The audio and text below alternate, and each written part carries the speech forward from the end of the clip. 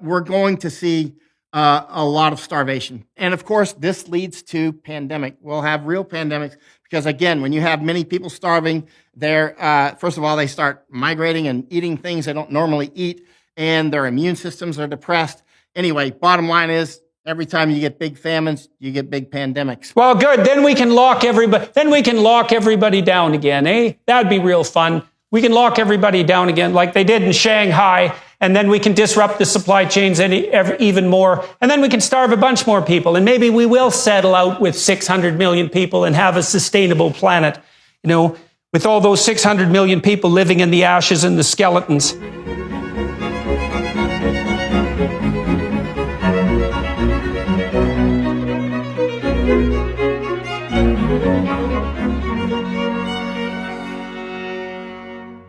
Hi, everybody.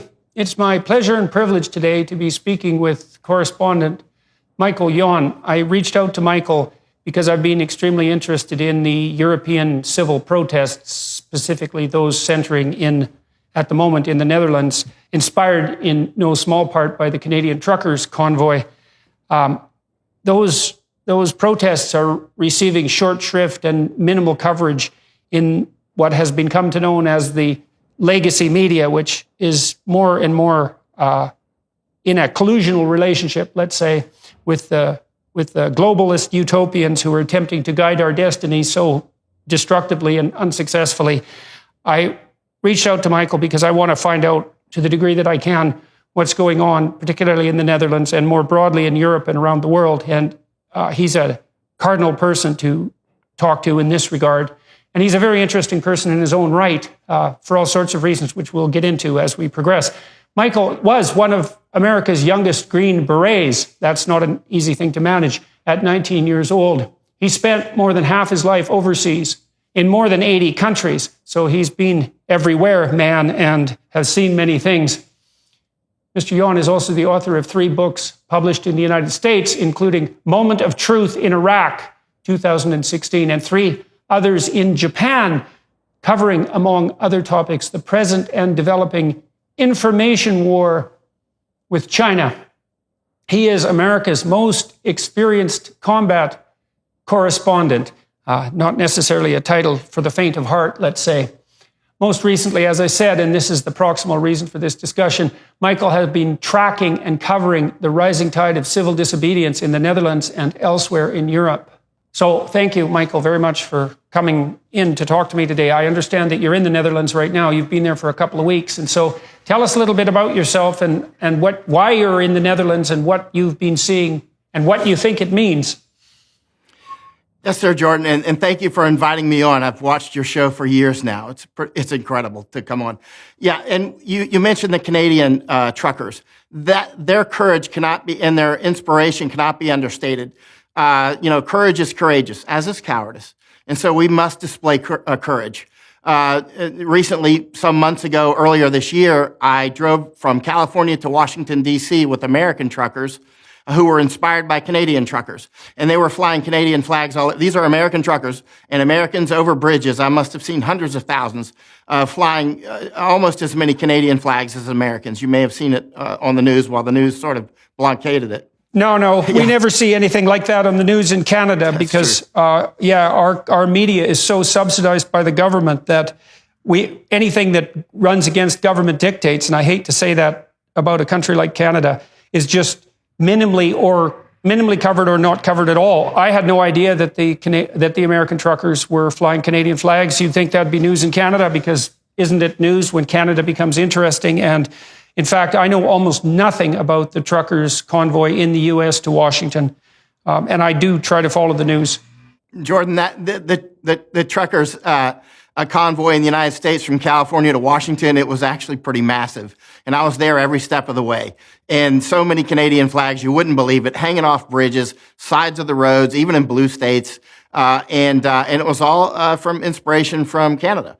And so, again, courage is courageous, cowardice is courageous, and the Americans were very proud to follow the lead of Canadians.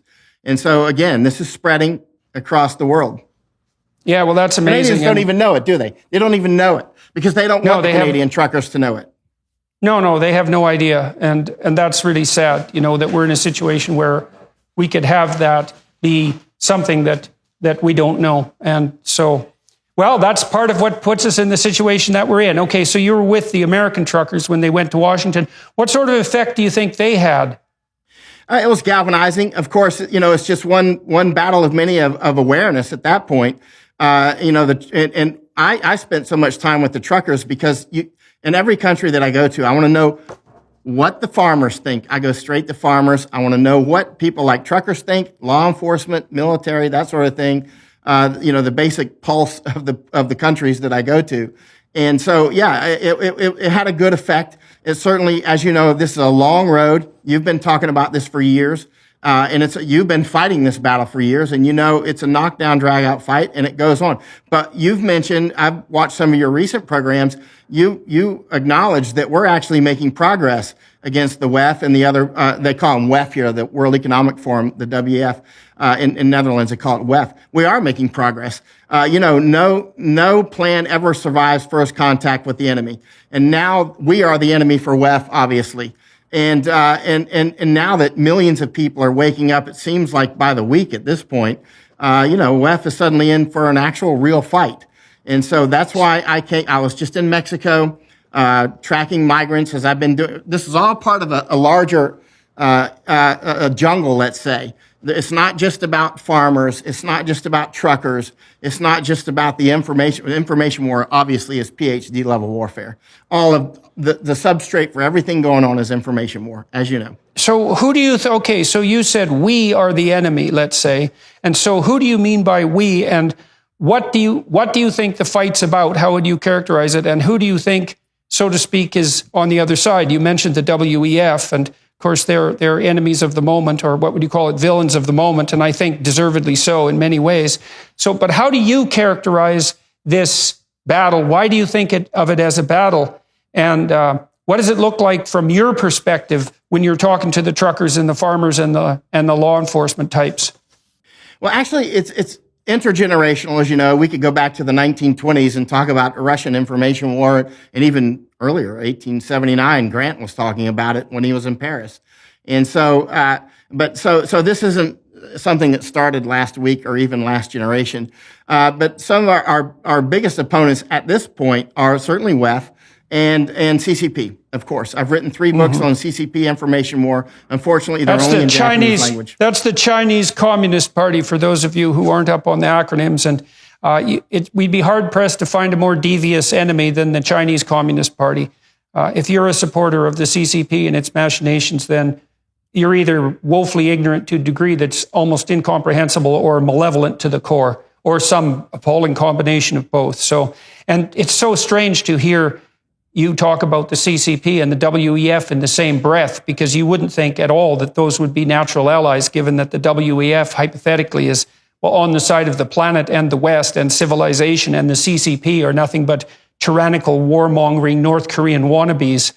So they're not, Jordan, I mean, that's an important point. They're not necessarily on the same side, but they're part of the same jungle. I mean, these are two serious opponents. There's nobody that actually runs the jungle per se, right?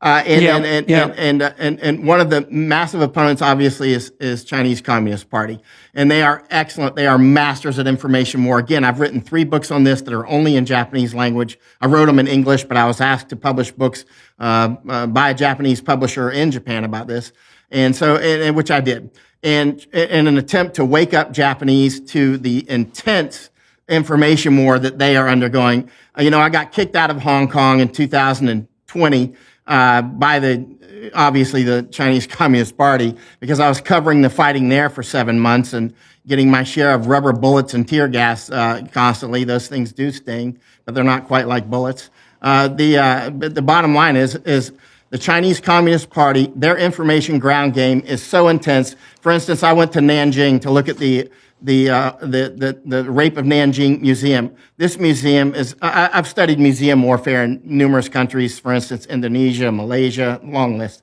And I'll often go to museums to look for hints of behind the scenes influence. And you see in the the Rape of Nanjing Museum in Nanjing, China, that thing must have cost $50 million. I don't know how much it cost, but to be directionally accurate, let's just assign a number, $50 million. And, when you show up there in the morning, there's dozens of buses filled with school children, and they go in their different color shirts for the different buses and the different flags, and I was the only, a foreigner there, to my knowledge. And, when you're about halfway through the museum, you're like, wow, that was the biggest museum. That's like the Louvre almost. Well, it's not quite that big, but it was quite a large museum. And, but then you realize you're only halfway through it. Now, as a mental health expert, you know that there's two components to hatred, and those are anger and disgust. That's like H2O. If you can combine anger and disgust, you will get hatred every single time.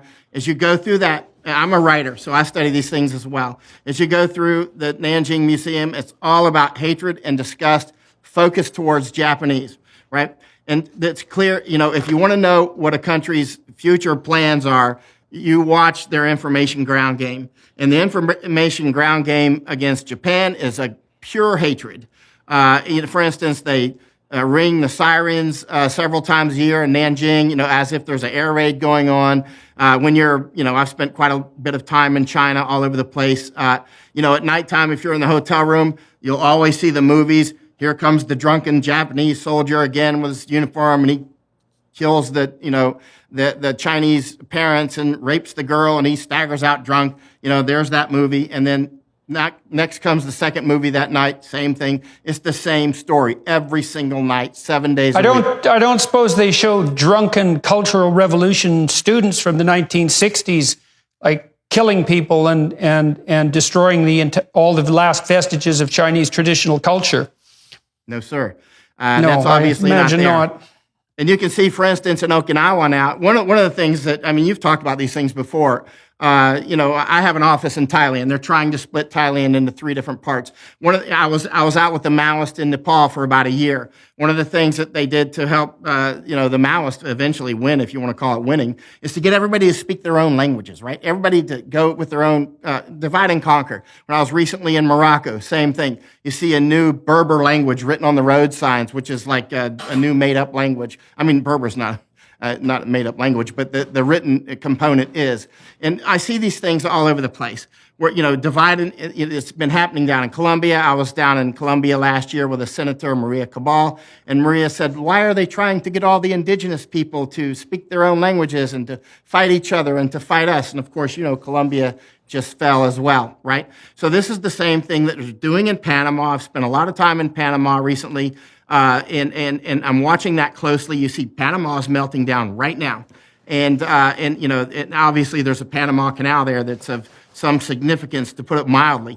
Also, Panama is a major invasion route to the United States. I've spent many months there. I took 2 congressmen there last year into the Darien Gap, one of the most dangerous jungles in the world. Actually, I can't believe they went out there. But they went deep into the Darien Gap, and I showed them exactly this invasion that's coming through Asia and Africa and South America, up through Colombia, up through Panama, and going straight to the United States, right?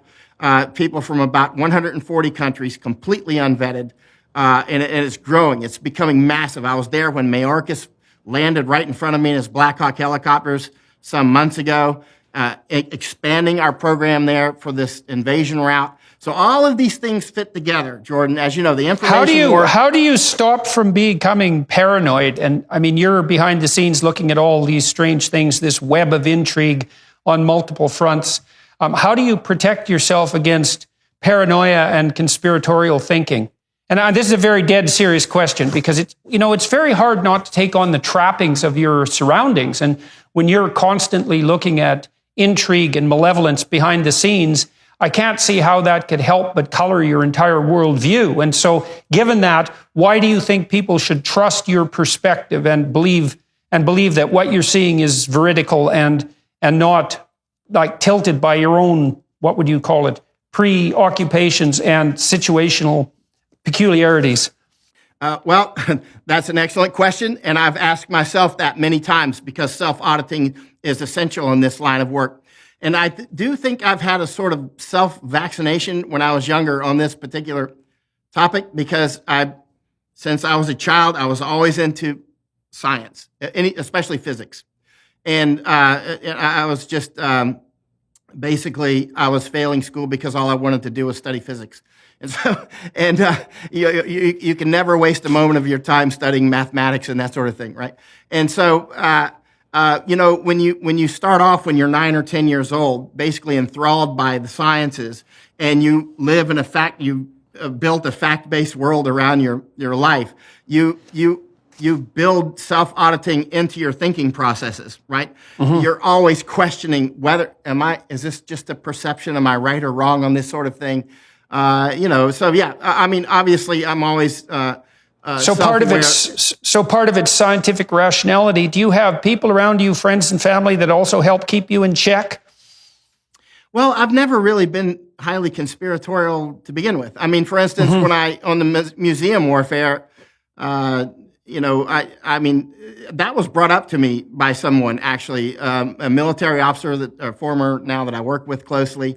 And he flew over to Thailand to brief me on it maybe 8 years ago or something. And it briefed me on it quite a while. And then we started flying around to different countries like Indonesia and Malaysia and looking at these museums. And I said, wow, this is clearly cookie cutter museums. And it's clearly designed to cause hatred against Japanese.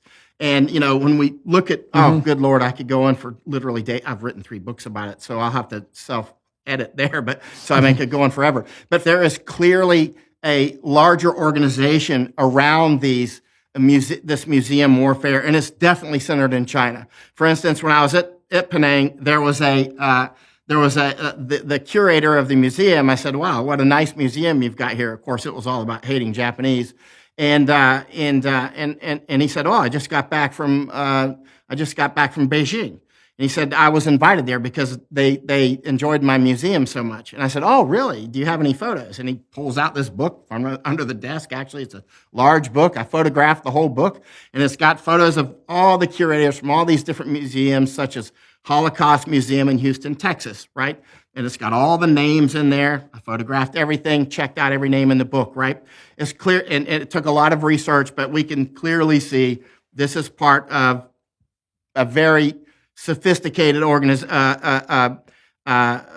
information operation that's just part of it. Okay, well let's turn to the WEF, and let's turn to the global utopists and to what happened in Canada.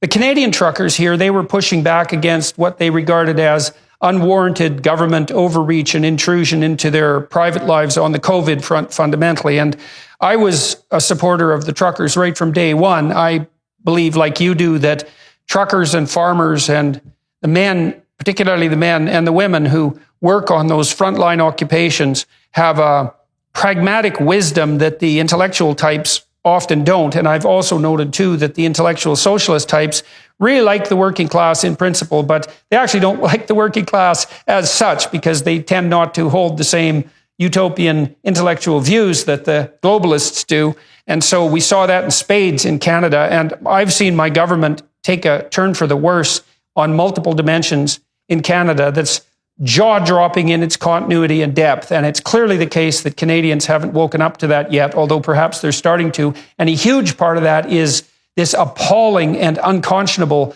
media collusion. And so now we see something similar happening in Europe, particularly in the Netherlands. And we should let everyone know, and you have to listen to this. This is so important.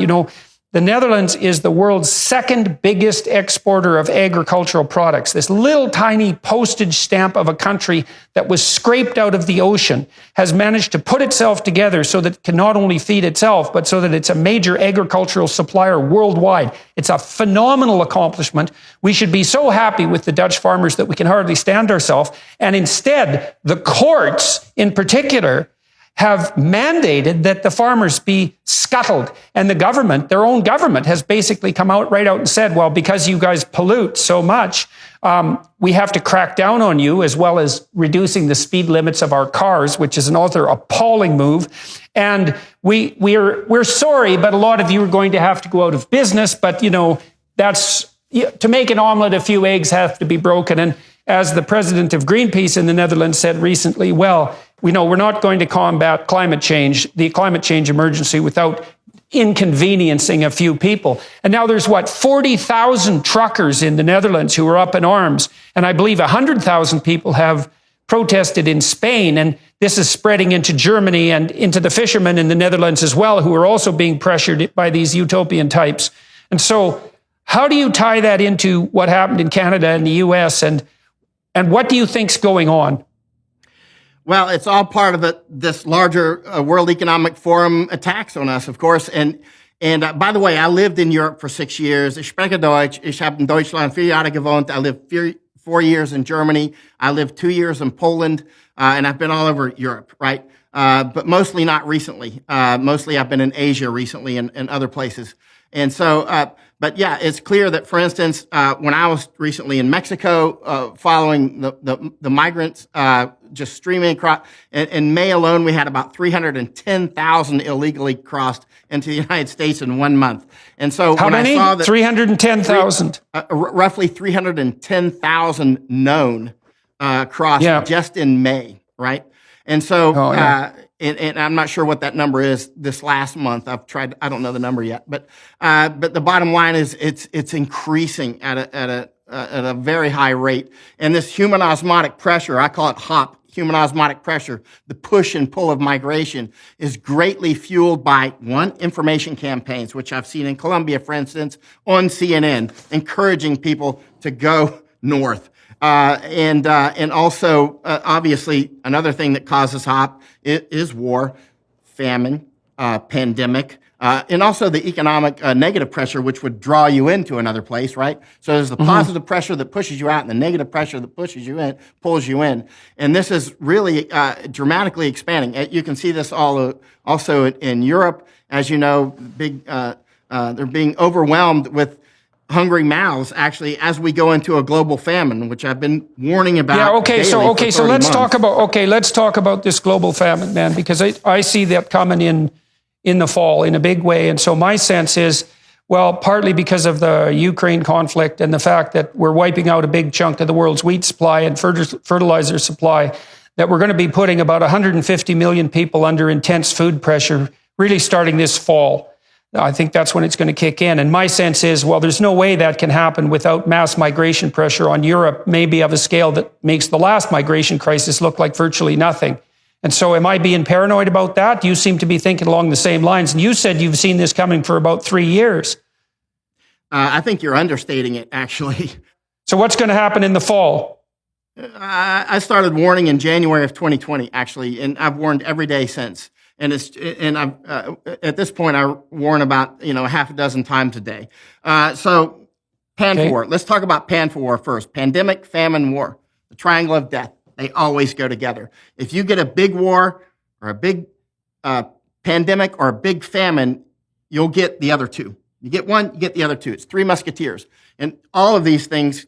Any one of them creates the HOP, human osmotic pressure, right? So these things go together. So when I saw this, I was one of the very first alerting on the pandemic, right? I was in January, in mid to somewhere around January 19th, I think I started warning about pandemic, and so immediately, having studied war for so many years, not just kinetic war and the shootouts and all that. I did that for years, back when I was quite skinny and running around out in the wars and all that. But there's also information war, which is the PhD level of warfare. And then there's these other components that people must study if they're going to be a serious student of war, which is migration, pandemic, and famine. They always go together, period. Yeah. Right? Okay, so let me ask you a question about that. So my sense was that on the pandemic front, that because we disrupted the supply chains, and we have by no means fixed that in the least. There's a shortage. You can't get a car in Canada. You can't get a motorbike. You can't get a personal watercraft. You can't get paper and cardboard for books. There's a massive backlog and lineup for everything. I know that one container ship in 5 is now snared at a port. And so I know what happens when you put pressure on the supply chain. The people who suffer for that the most are the people at the bottom of the economic hierarchy. And so those are going to be people that are barely hanging on in developing countries, especially in North Africa. That'll be my guess where this is going to have the biggest effects. And so, if you show a 1% increase in unemployment, you get a 5% increase in psychiatric hospitalization. And that's because there's a lot of people who are just barely making ends meet. And then if you double the cost of necessities like energy or, let's say, fertilizer, or we could even put in food, then you're going to produce a tremendous amount of economic pressure on these people, tilt them into starvation. And so we've seen what's happened in Sri Lanka, which is just an absolute bloody major significant ongoing catastrophe. 21 million people in Sri Lanka. There's no way we're going to be able to feed them in any real sense for any long period of time. So all that eco movement forward on the Sri Lankan front is going to ensure that those poor starving people are going to eat every goddamn animal in that entire country to stave off starvation. And then they're going to burn everything for fuel, because what the hell else are they going to do? So this idea that we can make people poor, hungry, cold or hot by scaling back food production and disrupting energy supplies, and that's somehow going to save the planet, is as backwards a conception as any dimwit could possibly formulate. And so, so what do you think is going to happen in the fall? Massive famines.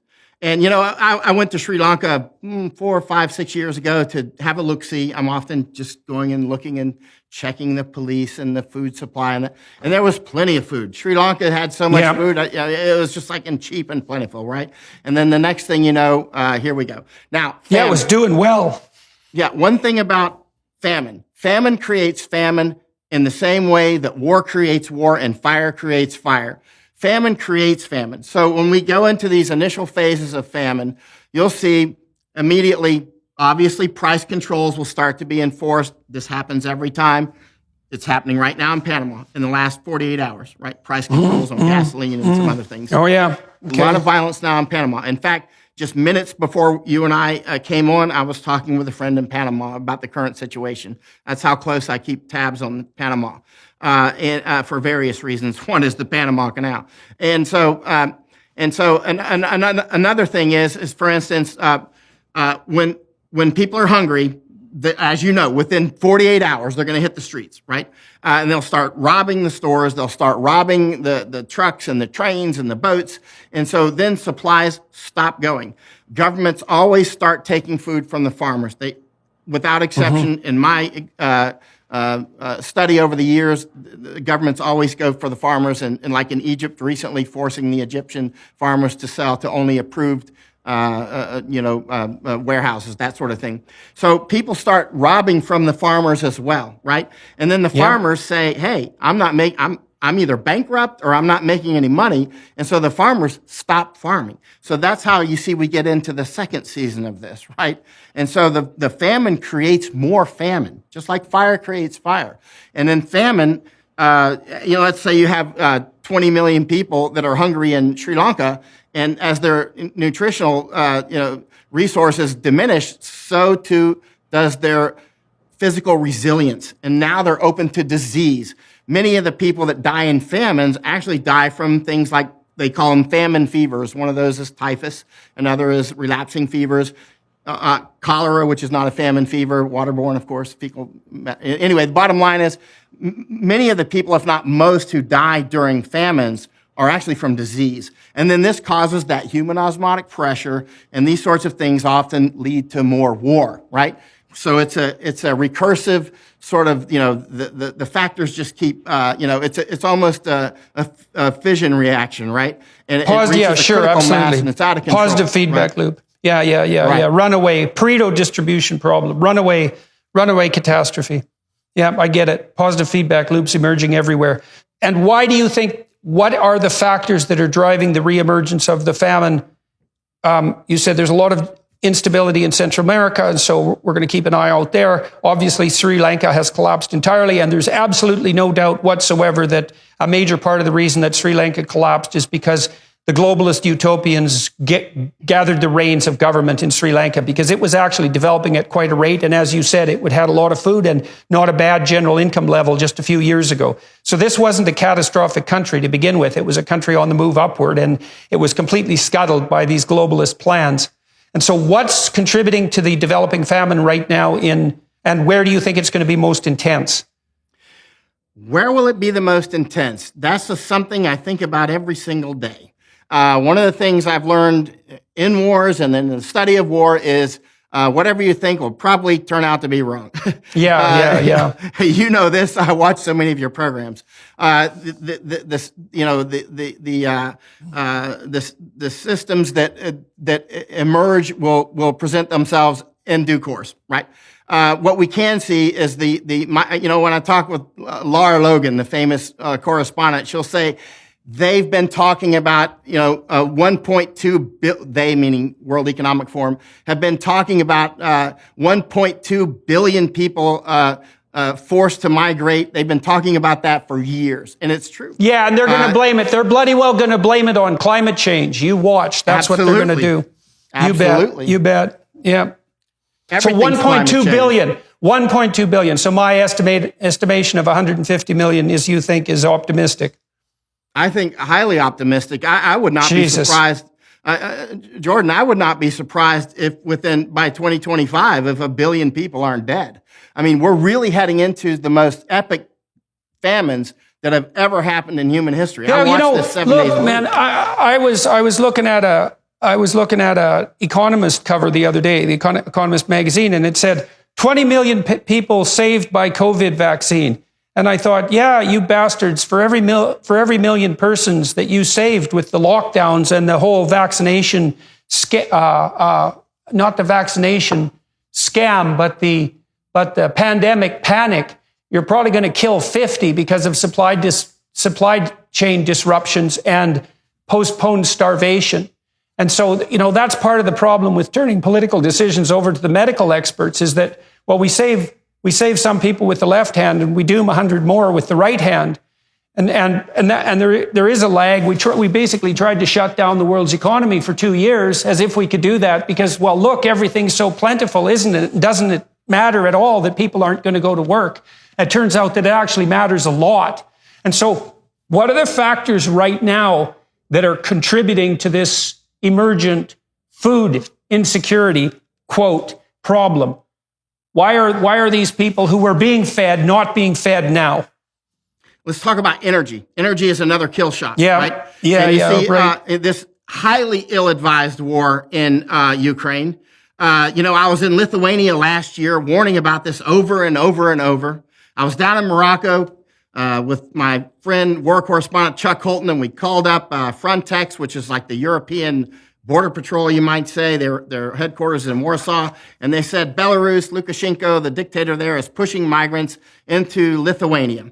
And I had been with the Lithuanian army in Afghanistan. I called them up. I said, what's going on? And they said, hey, come on up. So I flew from Morocco to Vilnius, Lithuania, and I had full access to their elected officials, intelligence, the camps for the migrants and army, the whole thing. So for almost a month, right? So I was very well aware that Russia is up to something, and I was publishing that, right? And so we've gone into this war in Ukraine, right? And Russia is just, of course, obviously, Nord Stream is cut, right? Will it be turned back on? And now, as you probably are aware, we just had an explosion. I wouldn't turn it on if I was Putin. I wouldn't either. And, even Trump warned them about this years ago. Love him or hate him. He was very clear about it. And we just had an explosion roughly a month ago at a Texas port, an LNG facility, which is critical, right? We were supplying liquid natural gas to Europe. This would have helped. You need this for the Haber-Bosch process to create many of the fertilizers, right? That natural gas is very important. Then we had an explosion and a pipeline explosion roughly 2 weeks ago in Texas. And then we just had another natural gas problem at a plant in Oklahoma. We've had 3. Oklahoma, 2 in Texas, right? Meanwhile, they're being shut off from Russia. And we've got a potential war brewing here, for instance, between Iran and Israel. Imagine where that could go on energy supplies. We're looking Okay, so let's look at that for a minute. So I'm going to lay down a proposition here for all of you who are listening. If you are a friend to the poor and the oppressed and the hungry, the number one thing you want to do is drive energy prices as low as they possibly can be on every front that you possibly can manage. And that bloody well includes coal and petroleum and natural gas. And then We could add nuclear to that. And if you want to throw renewables in for the tiny percentage that they account for, you could do that too. But because energy is equivalent to work, and because work is equivalent to food and shelter, if you make energy expensive, what you do is you starve the poor. And you don't have to starve them very much before they become desperate and things fall apart. And then we fall into these positive feedback loops that Michael has been describing. And so when you hear these bloody globalist utopians talk about the necessity for higher energy costs, you remember that comes directly at the cost of the world's poor. Chrystia Freeland, the Deputy Prime Minister of Canada, 2 weeks ago had the unmitigated and I would say quasi-demonic gall to announce publicly that $8 a gallon gasoline in Canada was actually probably a good thing, because Canadians should be reminded nonstop just how severe the climate crisis is every time they fill up their cars. And that's perfectly bloody fine unless you're living on the edge of your economic capability. And the fact that you can't afford to fill up your car anymore puts you into unemployment and food deprivation in relationship to your children. And that's in the rich West. And now in Europe, we're so goddamn stupid on our energy policy because of these idiot environmental schemes that we've made ourselves pathologically reliant on the Russians. And we're going to bloody well see what that costs us. And I know the Germans are burning coal again because their switch, massively expensive and counterproductive switch to so-called renewals, has been another catastrophe. And so now God only knows how expensive energy is going to become. And that's directly related to the provision of the famines that Michael is talking about. So get ready for this, folks, because it's coming down the pipes. Jordan, Germans are collecting wood right now, as much as they can get. They realize this can be a very cold winter, right? Yeah, this is going to be well, that's what I thought. The globalist utopian mantra, let the poor freeze in the dark. That's how you save the planet. It's coming. No kidding, man. If anything that can destroy the European Union, that'll be it. If Germany collapses, it's over, right? And, many of us have been looking at Greece and Italy and Portugal and Spain for years, wondering which one would go first. I thought it would probably be Greece, but we saw Italy. Looks like they might be the first to fall off the tree, right? And probably the other three, Italy, Portugal, Spain, Greece or Italy already. Greece probably will be soon to follow. These are the weak canaries in this coal mine. I mean, it'll fall out of the European Union. Oh, yeah. And now, look, Putin has just cut the gas for the annual maintenance. And of course, we've got Zelensky over there saying that, Canada should not send back the turbine to Germany. And he's inserting himself basically into the life and death of hundreds of millions of people. Zelensky, the actor. This is really, we've never seen something like that. I mean, if things continue, it's all about conditions. People often talk about sparks. What will be the spark? No kidding, man. Sparks is an amateur question. Professionals talk about conditions. There's always sparks. And the conditions that are being set now, with whether it be the inputs of fertilizer, fungicides, pesticides, all the other chemicals that go into agriculture, the energy, diesel, LNG, just so many factors that are really going the wrong direction. Transport, famines in the past have generally been, recently I found a 1910, 1911 Britannica, and I looked up famine. I was just seeing what they, thought about famine back then. And it was a very wisely written entry in the Britannica, and they said and the entry posited that large famines are probably a thing of the past because now we have modern transportation. Obviously, some of the largest famines were yet to come because the largest famines are always caused not by locusts and drought; they're caused by people taking advantage of these things, right? Like the Holodomor in 1932-33 in Ukraine. Very good book on that called Red Famine. Where 6 million people were starved to death by the communists, and where women were shot if they went out into the fields that had already been harvested to glean individual kernels of grain by hand to feed their children. If they didn't turn over those individual kernels of grain, then they were summarily executed. And that was fun in the communist Soviet Union. Only 6 million Ukrainians. And so, and you're exactly right on the famine front, is we like to think that the reason that people starve is because we don't have enough food. And at the moment, the reason that people starve is because we're stupid and often malevolent. And so, so Germany's in trouble, and a huge part of this, as far as I'm concerned, is because of these unbelievably ill-advised energy policies that were hypothetically put in place to aid the planet's movement towards lower climate transformation. And fair enough, maybe we have some concern on that front, but this absurd panicking combined with post hoc central planning and this insane notion that we can somehow make energy more expensive without producing cascading sequences of catastrophes is naive beyond belief and malevolent, at least in part. So now Germany's in trouble because they're hyper-reliant on the Russians.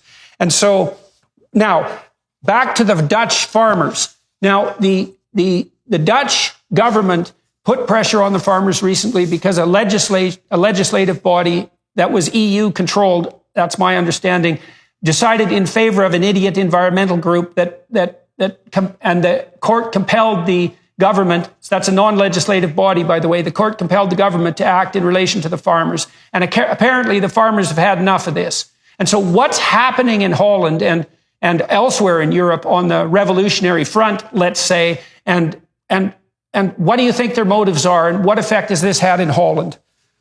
Wow, this is a big topic. As you know, the Dutch farmers are probably the finest and most efficient in the world, right? And practically no Dutch people seem to know that, which is extraordinary, right? And they don't realize how important their farmers are to the world, as the second largest food exporter in the world. Yeah, it's a miracle, right? Because how big is Holland? It's a tiny country. You can drive across it in like 3 hours. Meanwhile, Mark Rutte, the prime minister, is the teacher's pet of Klaus Schwab. I mean, he's even more favorited than Trudeau, right? Which is pretty hard to do. And so... That's right. That's a hard contest to win on the appalling front. Yeah. And so, the bureaucrats in Brussels, they are ruling by decree, right? And of course, it has nothing to do with nitrogen. Here they're talking about nitrogen. It has nothing to do with nitrogen. It has nothing to do with ammonium. It has to do with numerous things. One is taking the land, just as happened with Stalin in Ukraine, labeling the farmers kulaks in Ukraine, the Ukrainian farmers, and attacking and killing them. Here in Netherlands, there's an information campaign to make the farmers look like bad guys here as well. I mean, these are the new kulaks, right? Meanwhile, let me tell you something about farmers. I have spent more than half of my life overseas, more than 80 countries, a lot of war. I'm always going out with farmers, right?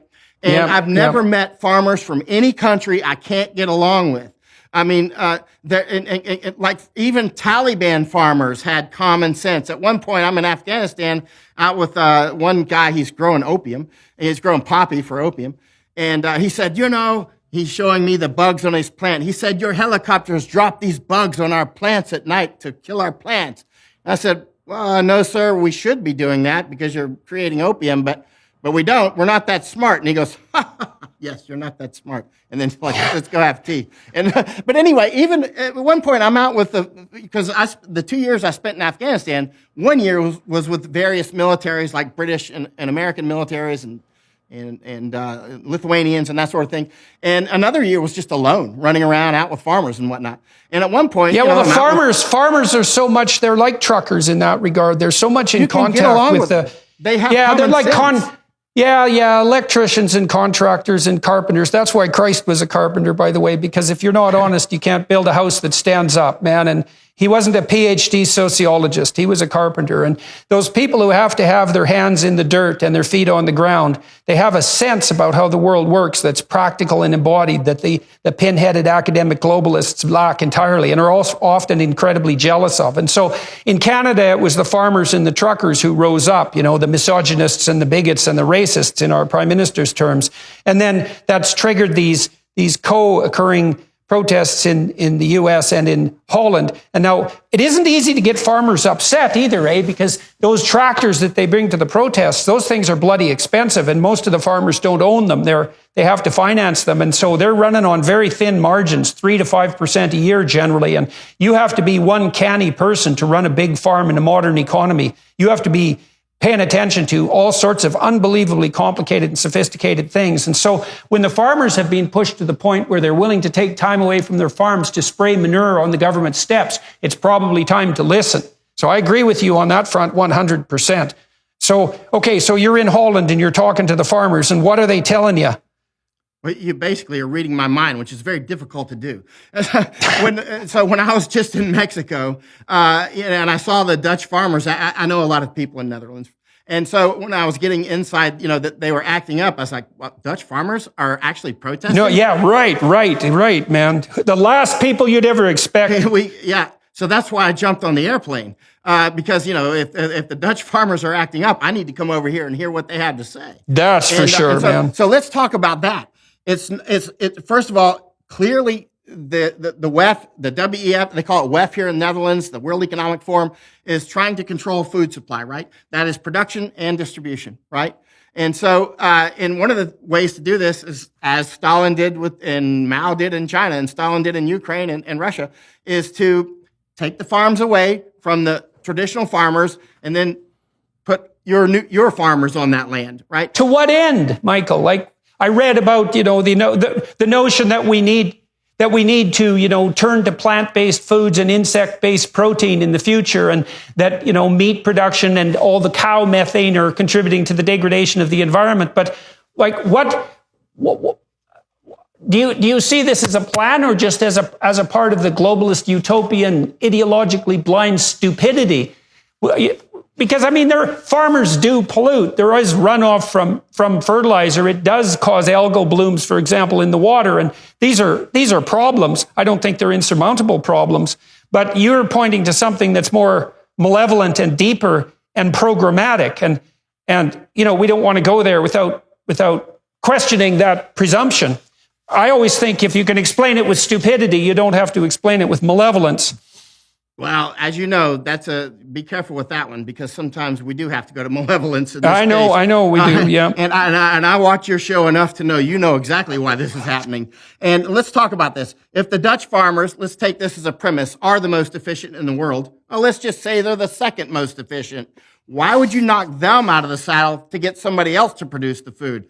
Where? Indian farmers? Who's going to produce this food in a much less efficient way that would create even more pollution? This is clearly about control. Also, there's something that you never hear in any press that I've heard in the United States is the tri-state city.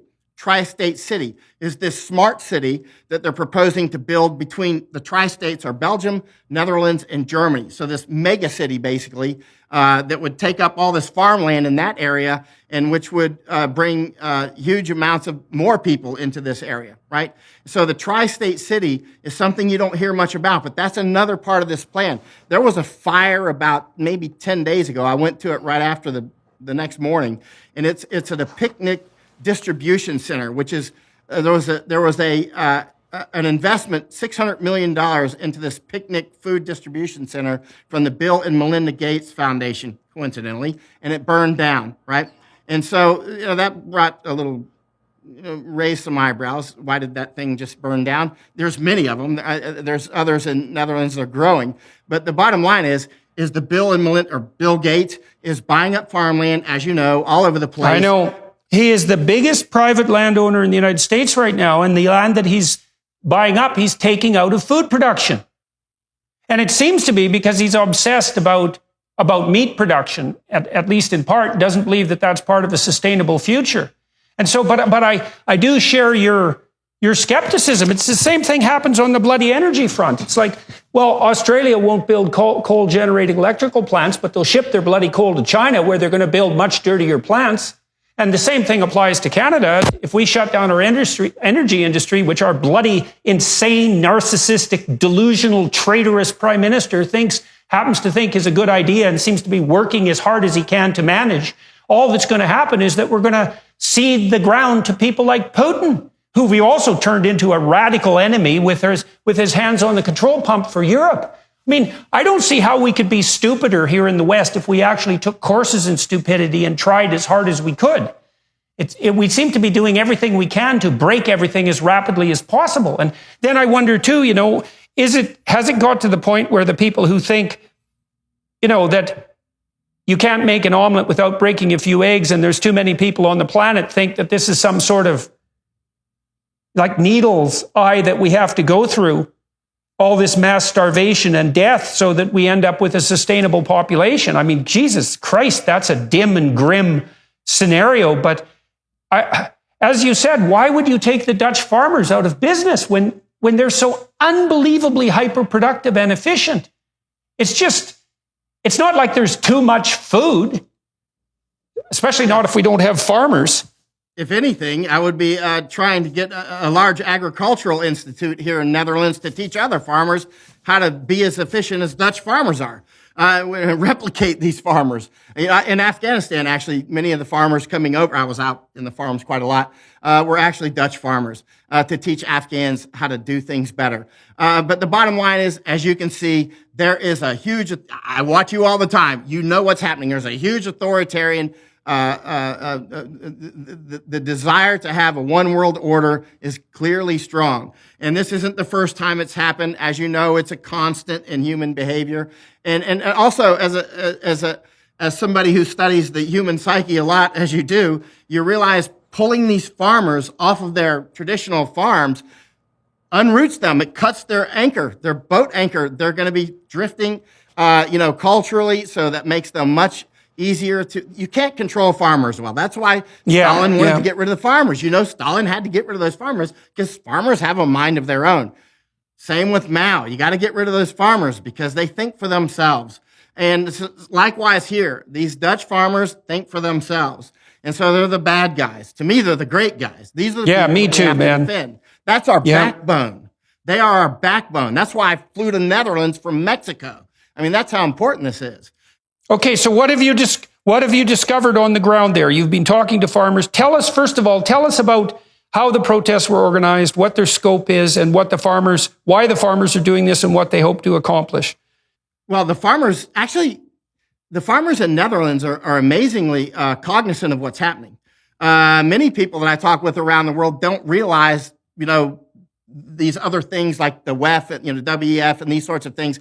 But the Dutch farmers are talking about it in detail. They're like, the nitrogen is nonsense, and it's all about Klaus Schwab and Bill Gates is trying to do this, and they'll go into great detail. They know exactly what's happening. They're trying to take our land because of this, and that, and the other. And, they know it. They're not just like in Panama, it's another story. Panama is just like, give us cheap gas, give us cheap cheese, cheap this and cheap that, and we'll go home, right? They're easily satisfied. Not the Dutch farmers. They're more sophisticated. These are serious players here. And again, that's why I jumped on an airplane. If people like this are blocking streets around Netherlands, and we got the German farmers joining up with them, and they're blocking the border together, German and Dutch farmers, right? Polish farmers. I love Poland. I spent 2 years there. Polish farmers are making videos in support of Dutch farmers. That's how much look, that started in Canada, jumped over to the United States. It's over here now. I mean, it's really growing. This courage is spreading. And so, and you see Italian farmers, Spanish farmers, people are rising up.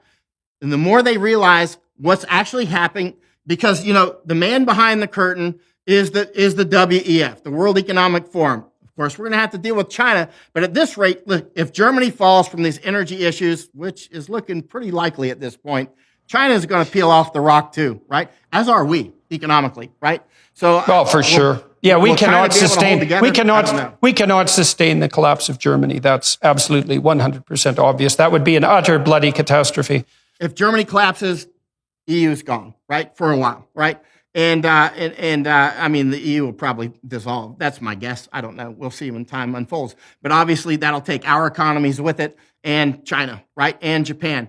And of course, Japan imports 60, 70%. All these island nations and island state like Hawaii that import, 90% of their food imported, right? They are going to be in for a world of hurt. Japan imports most of its food. And, some of these countries that I have to, and I kind of, I should say, maybe insulted the French for a while years ago and saying, why are they defending all these small farmers all the time? Now I see the French wisdom. These small farmers, that resilience and these small, when you go to France and I'm sure you've been to France. And their small farmers everywhere provide a great deal of resilience, right? And that's why in Netherlands, if they lose, these farmers are vital for now. They're as important as their army. I mean, without these farmers, you're somebody else's, you're in somebody else's pocket. Bill Gates, the World Economic Forum. Yeah, well, and also if you lose the farmers for one generation, you lose all that knowledge. And I saw the government said, well, some of these farmers are just going to have to move. It's like, what are they going to do? They're going to move their farm. How are you going to do that? You can't move a farm. And it's not like these things are just transferable, fungible in this simplistic manner. And so, yeah, it's such a form of insanity, and it's all justified by the fact that these half-wit globalists are claiming constantly to be moral because they're saving the planet. And I know this literature. I know the planet-saving literature, let's say, because I studied it for about 4 years and in some depth, and I think I found the world's thinkers who thought this through properly, and that would be Matt Ridley and Bjorn Lomborg and Marian Tupy, most particularly. And all three of them, and I would put Bjorn Lomborg at the top of that list, those thinkers knew something fundamental and something so bloody optimistic that I couldn't believe it was true when I first encountered it, which was that if we really want to reach a kind of sustainable harmony with the planet, the best way to do that, absolutely obviously, is to distribute autonomous free market systems as widely as possible, and then to get people everywhere in the world as rich as we can, as fast as we can. Because the biggest contributor to environmental degradation isn't industrial development. It isn't the efficiency of the Dutch farmers. It's absolute bloody poverty and privation, and the probability that people at the bottom of the economic distribution are going to fall into these catastrophic positive feedback loops that you described and devastate and lay waste to everything. As soon as you make people rich, the data on this are crystal clear. As soon as you get people up to about $5,000 a year in gross domestic product, they start caring about the environment locally and autonomously. And so, we're in a situation right now where if our leaders weren't so concerned with scoring cheap reputation points and being hyper-moral in their ignorance and pretentious in their global ambitions, we could be working towards a world where everybody had enough food and enough education and were simultaneously inspired on their own account to engage in the kind of environmental stewardship that would leave a good planet for their children and their grandchildren. We could have our cake and eat it too, And yet what we're doing is we're breaking the supply chains and dooming the poor and fostering what's going to be a mass migration into Europe. And that's just going to be a bloody catastrophe. And I hate to see this, and I hope I'm wrong and I'm just being paranoid, but I don't think so. I don't think you're being paranoid. I spend most of my time downrange. I spend a lot of time in places like China, India, just good Lord. I mean, when you land in China, sometimes I wonder if my airplane's going to make it through the smog or we're going to get stuck like amber in the smog. It's so thick sometimes you can't see the ground. It's unbelievable. And likewise with India, right? I spent almost a year in India and another year in Nepal, right? In Thailand, where I have an office, sometimes you have to have air filters in every room, and because all of Asia's, not all of Asia, but most of Asia's burning their farmland every year. You can see it in satellite photo. Look it up. It's unbelievable. So this pollution that comes from poverty is quite intense. Not that China is poor and rich, and India obviously is increasingly wealthy, but they have huge amounts of impoverished people, and their factories still actually are behaving as if they're poor. They're dumping smog out, unfiltered. It's unbelievable. And anyway, we could go on about that forever. But the bottom line is the farmers are clearly under attack here in Netherlands. The German farmers also are very efficient. Again, I lived 4 years in Germany, and their farmers are also under attack, and so all across Europe. How many people are engaging in these protests right now, and are they raging as intensely now as they were a week or 2 weeks ago? My sense is that they're actually growing. They're not say going like Panama was in Santiago last night in Panama, very violent and burning things and stealing police cars. They're not doing that here, but you can see it's a more intellectual at this point. It's not gotten intensely emotional at this point yet. Although I anticipate if the energy doesn't get turned back on and through the Nord Stream, things are going to get emotional, right? All across Europe. including here. Now, most of the Dutch that I talk with, I was talking with a member of parliament the other day. He was completely oblivious to the famines, right? Just like Jesus Christ. Totally missing it, right? And so this is kind of concern. And most of the Dutch people I speak with actually don't seem to see that, which is but these stores are nicely stocked, and this is Netherlands. It's a place of plenty. It's milk and honey here, you know? Yeah, and so it's kind of, as you know, you're a student of history. Often before the storm, everything's quite nice and the wine is flowing, and that's the way it is right now. Yep. And so I've read Western reports that it's about 40,000 Dutch farmers. And so I don't know what percentage of the farmers that is. And I don't know if those numbers are anything approximating accurate. And I don't know if you also are aware, no doubt you are, of what's happening in Spain, where I understand there's been about 100,000 people protesting. And so what's the scale of this in Holland? And it's growing into the fishermen are also coming out in support of the truckers, as far as I've been able to tell. And if you want a job that's even more difficult than being a farmer, maybe being a fisherman would be the more difficult job. And so what sort of scale are these protests manifesting at the moment in Europe? And how many countries do you think are involved? You said Poland, Germany, Spain, the Netherlands. Scale and spread. Yep. Italy as well. I'm kind of reticent to make that guess yet, and I've actually published about this many times over the years.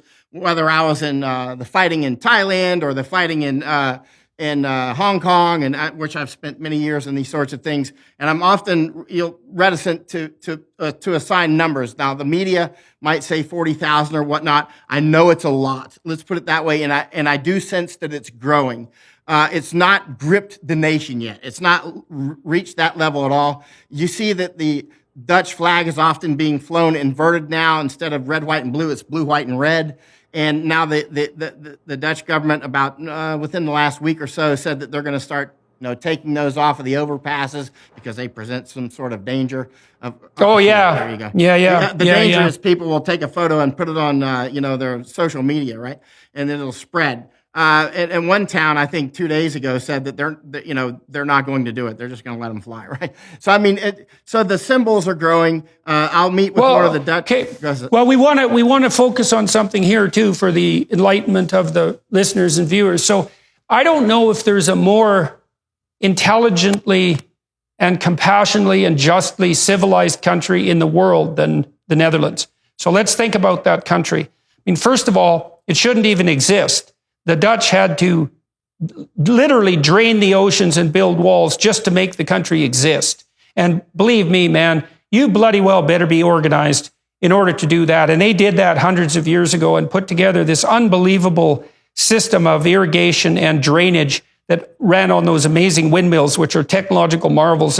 And Dutch society is unbelievably civil and peaceful and productive and interesting and culturally vibrant. It's a great country. It's a stellar miracle, as Ayaan Hirsi Ali pointed out when she moved there from Somalia. And so we don't want to underestimate the central significance of Holland. And then, obviously, of the Netherlands. Obviously, that country is predicated to some degree for its success on the provision of stable food supplies and these unbelievably efficient farmers. And so the fact that they are up in arms about all this is of signal, symbolic, and practical importance, which is why I think it's so necessary to focus on their concerns, and also so appalling that this isn't headline news in every legacy media outlet across the West. Because when the Dutch farmers are upset and moving en masse the way they are, something has gone seriously wrong. This is a canary in the coal mine situation. It really is. And, as you mentioned, the sophistication of these people in general. I mean, basically the Netherlands, the sophistication of building this country out of nothing. I mean, it's basically flat pyramids. I call this, just think of the pyramids flat. I mean, this is a very difficult country to build. And yet they did it back without modern machines. They did it their brains and their brawn, and they did it in persistence and organization. These are extraordinary. They're not normal. They're like Japanese, right? They're like people, Yeah, but yeah. more so, right? And Yeah, right. Well, likewise- they're even taller, right? They're like I think the Dutch are the tallest people in the world. And so I always feel like a shrimp when I go there, and metaphysically as well, because it is such a remarkable country. They are tall. I mean, they're bouncing their head off the moon, it seems like. And so, I mean, extraordinary people, and thus came these extraordinary farmers, right? And thus they are an important target to take out for people like WEF. When you're talking about information war, and when you're talking also the food supplies, I mean, this is just like every company, every invading army or whatever always has a budget, right? There's only so much energy you have, and it's the same with WEF, the WEF. And so you need to concentrate your efforts to get things going in places like Russia and Ukraine, and to get things going in Panama if they're behind that, and also Netherlands. So pick your targets. You're going to pick vital, critical nodes. And Netherlands is a critical node. There's a lot of bang for the buck here by taking these farmers offline, and culturally as well. Because once Netherlands is unmoored, remember this is meant to be the hub of Tri-State City. Don't forget Tri-State City. I mean, this is what is that Tri-State City? What's the idea there?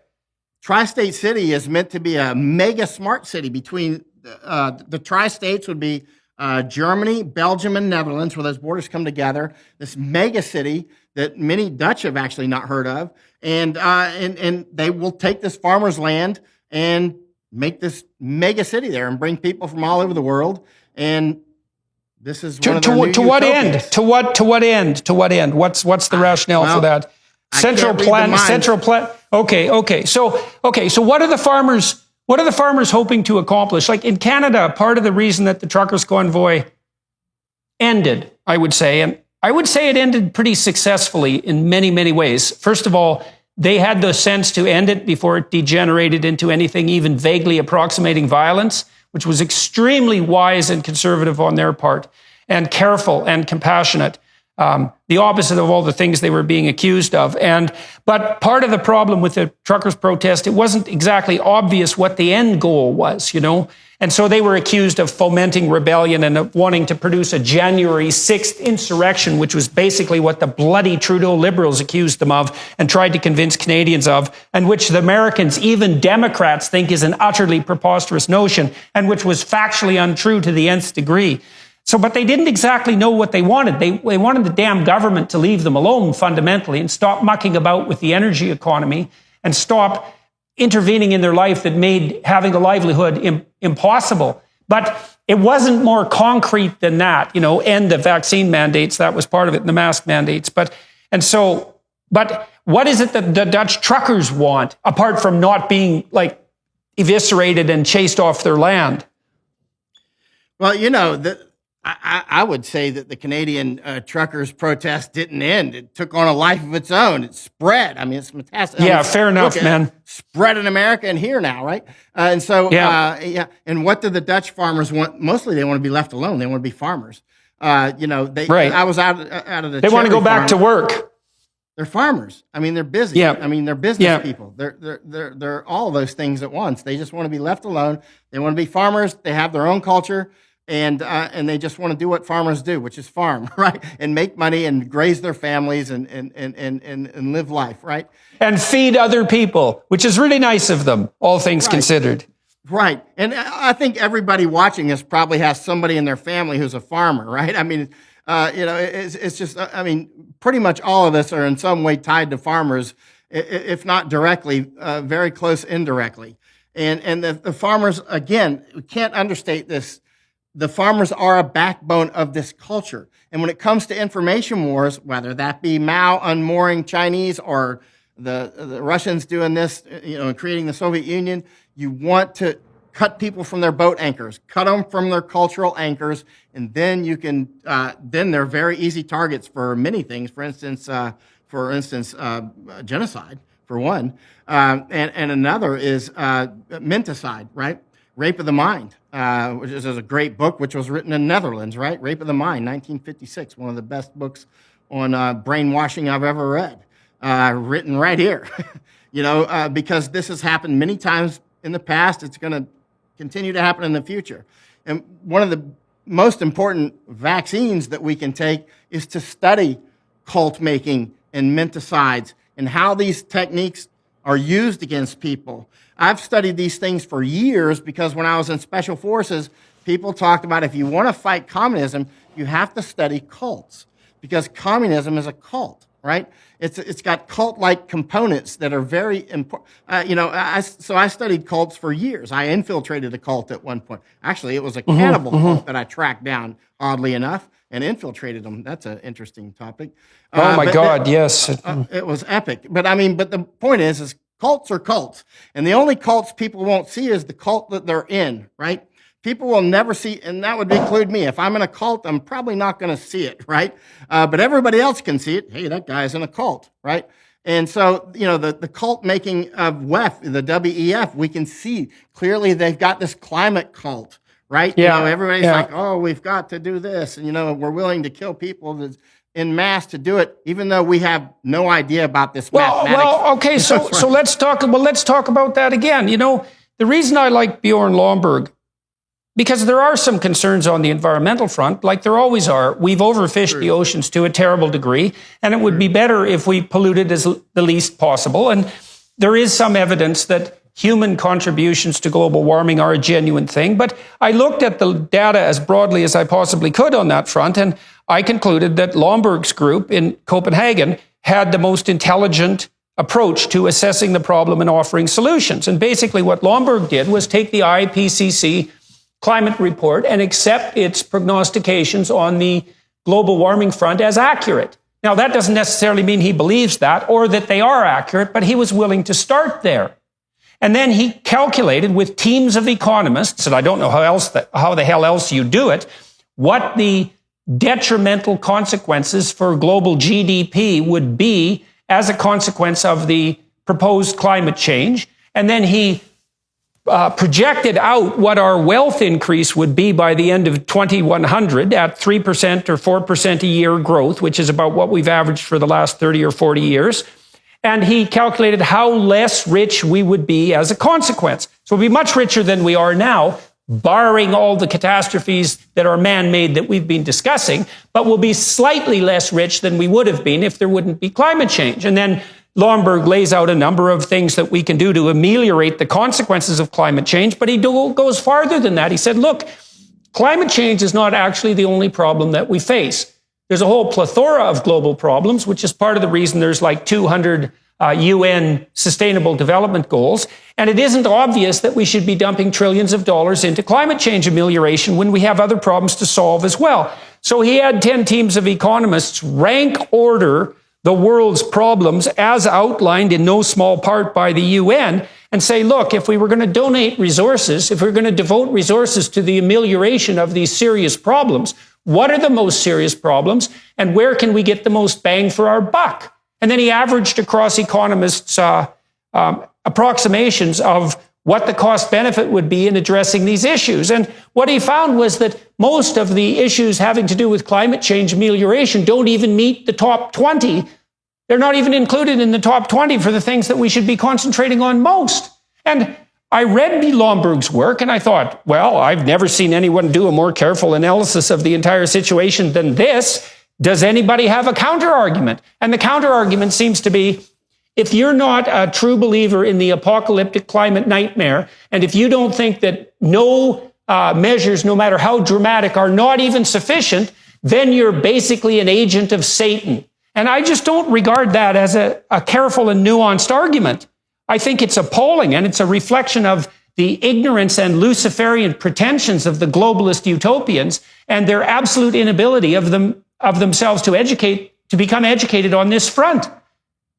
And so, well, sorry for the rant, but Jesus, this is serious business. I'm getting into it. Keep going. Well, and now they're trying to shut down the bloody farmers. It's like, what the hell's going on here? We actually need food, especially poor, starving people. Remember them? Socialists, aren't those the people that you're supposed to be on the side of? Well, all you're doing with your idiot utopian globalism and your environmental apocalypse and your willingness to identify yourself as part of the moral elite because you care about the planet is dooming, well, Michael thinks, 1 billion people to starvation. So what the hell? How is that moral? Well, you know, the climate problem is so serious that if we have to starve a few people to solve it, it's like, fair enough, man. Let's say you're right. Well, you're not, because as soon as you make people poor, you make the environment worse. Period. The end. Not just a little bit worse. Way worse. Radically worse. Just wait till you see what happens to Sri Lanka on the sustainable biological front. So, okay, back to the Dutch farmers. So what's going to happen in Holland and what's going to happen in Europe? You said it's dependent on whether the bloody Russians keep the taps off. What's going to happen? I think about that approximately once an hour because what's going to happen? This is, you know, the system is emerging. The LNG is now cut off. So a lot of these things that are important right now might seem unimportant just 1 month from now if that energy is not turned back on again, because this is going to cause an immediate cascade, right? And this summer will be over. Yesterday, you know, it was so hot here, some places closed. It was only like 99 degrees. Of course, I just came in from Mexico, so I'm good to go. I sweat, but I'm from Florida, right? So I mean, but they actually were closing some places here because it was too hot, and some public transportation. It's made me think, you know, this is actually kind of a minor challenge. This winter is going to be cold. This is a very serious deal. As you know, energy is a kill shot for food, right? I mean, if there's not enough energy, they're not going to be able to create the fertilizer and transport the fertilizers that are needed. We already saw a large fertilizer plant close down in Norway and others as well. That's just one of others. And Ukraine and Russia are major sources of fertilizer production. Yes. And China has just stopped their exports as well, and many others. Jesus. So I mean, this is a cascade, and it's almost like a Kessler-Syndrome cascade here, right? I mean, it's just, and at this point, I think there's too much inertia to stop it at this point.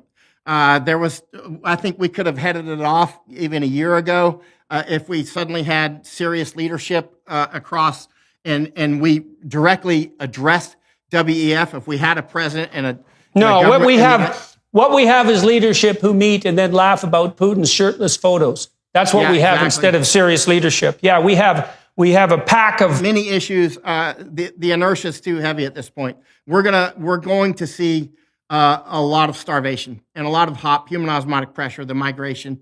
Yeah, and of course this leads to pandemic. We'll have real pandemics because again, when you have many people starving, first of all they start migrating and eating things they don't normally eat, and their immune systems are depressed. Anyway, bottom line is every time you get big famines, you get big pandemics, which will create more war. We get that positive feedback loop. Well, good. Then we can lock everybody down again, eh? That'd be real fun. We can lock everybody down again like they did in Shanghai, and then we can disrupt the supply chains even more, and then we can starve a bunch more people, and maybe we will settle out with 600 million people and have a sustainable planet, you know, with all those 600 million people living in the ashes and the skeletons, and with bareness and apocalyptic nightmare everywhere around them. That'll be a hell of an outcome.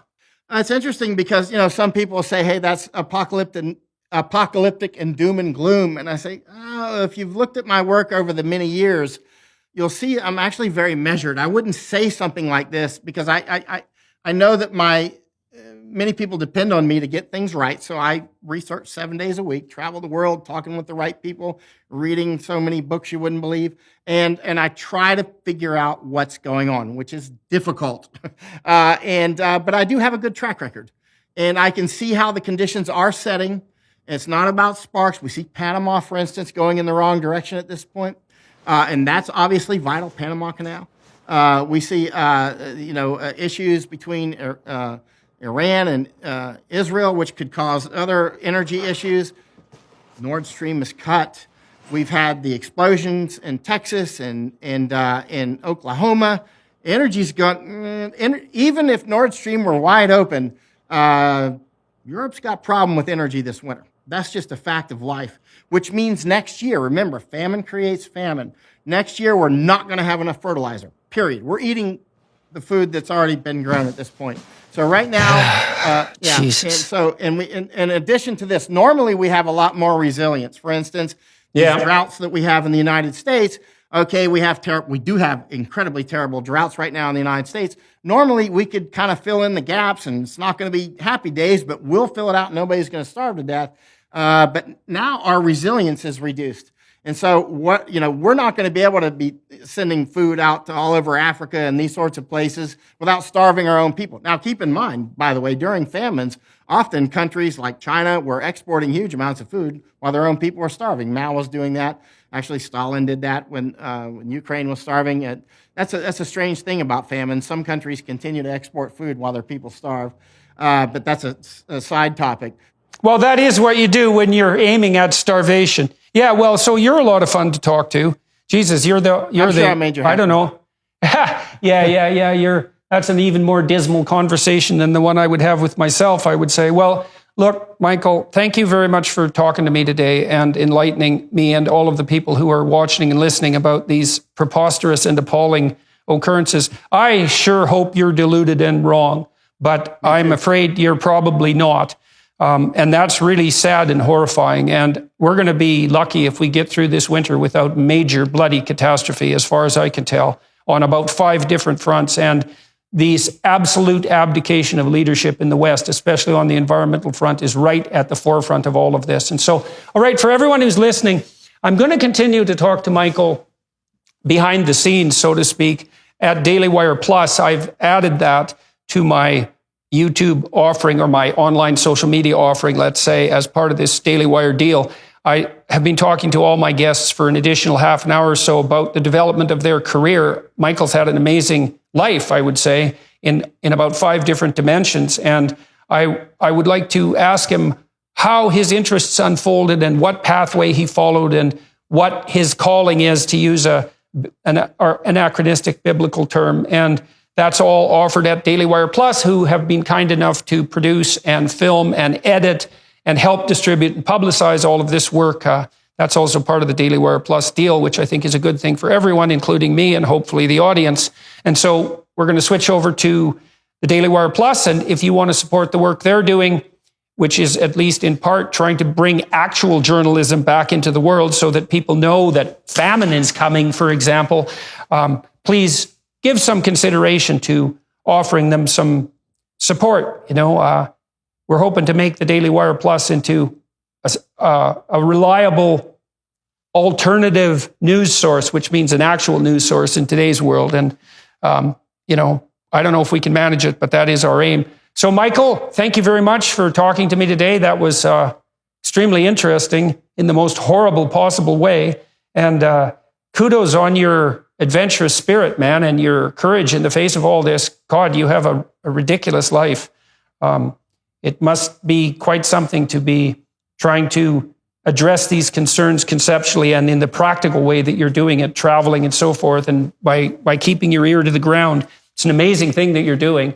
And so hopefully it's going to tilt us away from the 4 horsemen of the apocalypse, because they certainly seem to be on the march again. And that's pretty bloody sad, to say the least. So over and out, everybody. And Michael, as I said, man, thanks very much for agreeing to talk to me today. Thank you, Jordan. It's been a pleasure and an honor. Thank you very much, sir. I would encourage you to continue listening to my conversation with my guest on dailywireplus.com.